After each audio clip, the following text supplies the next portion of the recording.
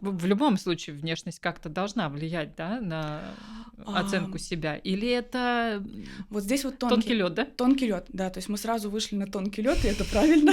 Собственно, мы для этого тут и собрались. Во-первых, у нас нет правильно-неправильно, то есть мы всегда убираем эту концепцию. Вот в том числе, когда мы говорим про какие-то расстройства, связанные с внешностью, в том числе мешает это человеку жить или не мешает это человеку жить.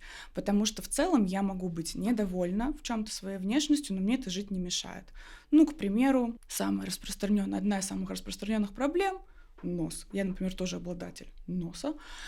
И вот, ну, есть у меня нос, но жить он мне не мешает. Он не мешает мне строить отношения, он не мешает мне сегодня, например, сниматься в касте, и даже, на секундочку, я так подозреваю, будут боковые ракурсы. Ой, это вообще кошмар. Кошмар, ужас. Да, У это нас, как всегда, есть проклятое кресло. Да, и, например, я не сижу вот где так все вот. выглядят страшными. Да, вот, к примеру, чтобы одновременно на всех камерах, да, выглядеть красиво. Но я знаю при этом, да, что у меня выдающийся нос, то есть он дальше от этой конвенциональной красоты, да, общепринятой. Ну, окей, пусть будет так.